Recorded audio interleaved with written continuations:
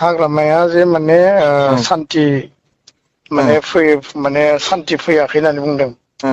आबसुनि president जोंना आदा दिपेन आरो माबा मा होनो बेखौ मैखोमजों जितु हाय हेल' लोगोफोर नोंथांमोनखौ आंनि मोनसे गोदान भिडिअ फिन खेबसे बयखौबो बरायहरनाय थाबाय आरोना लोगोफोर।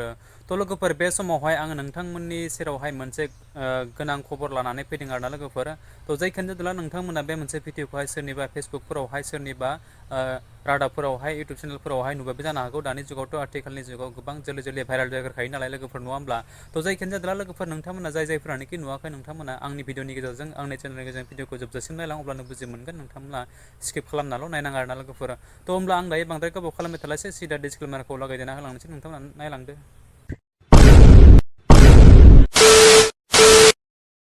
थ' लोगोफोर नोंथांमोना जानो हागौ मोनथिखाबाय आं दायो मा भिडिअ लाना फैदों बा मा कन्टेन्ट लानानै फैदों बै आंनि थाम्बनेल आरो टाइटेलखौ नायनानै नङा होमब्ला लोगोफोर।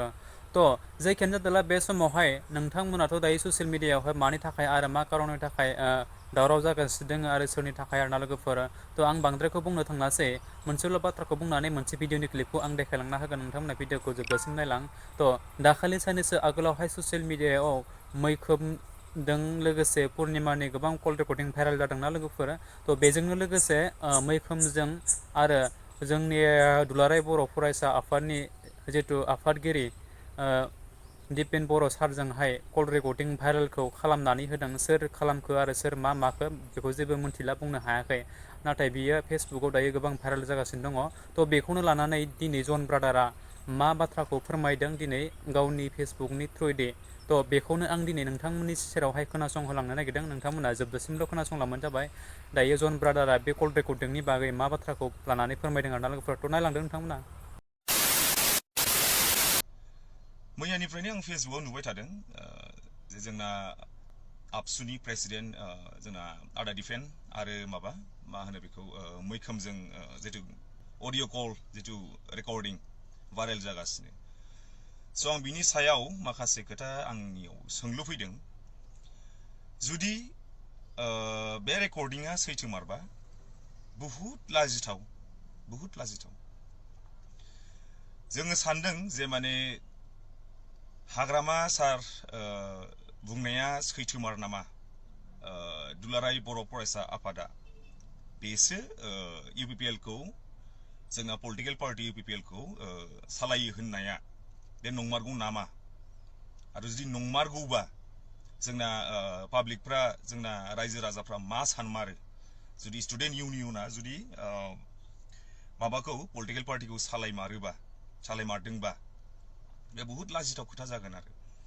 स' आं बेखायनो बुंनो सानो जायखिया नोंथांमोना खोनागोना खोनायाखै आं बेखौ मिथिया अडिअ' रेकर्डिंखौ आं खेबसे आं मैया मोनदोंमोन नालाय आं बे बुस्थु आफादनिखौथ' बुंबाय बे जेनेबा बे बारा माबा गैया।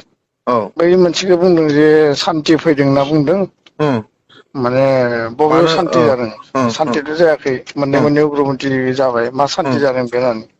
दा बेखौ नोङो गाबोननो फेरेंगाखो 9टा बा 10टा बाजियाव बेखौ माने बुंनानै इन्टारभिउखौ होनो हो। जागोन सार आरो जागोन दे। माखासे मिडिया लांनो हो। ओमफ्राय नोङो सों जे हाग्रामाया जे माने सान्थि माने सान्थि फैयाखै होननानै बुंदों प्रमद बर'नि सरखाराव।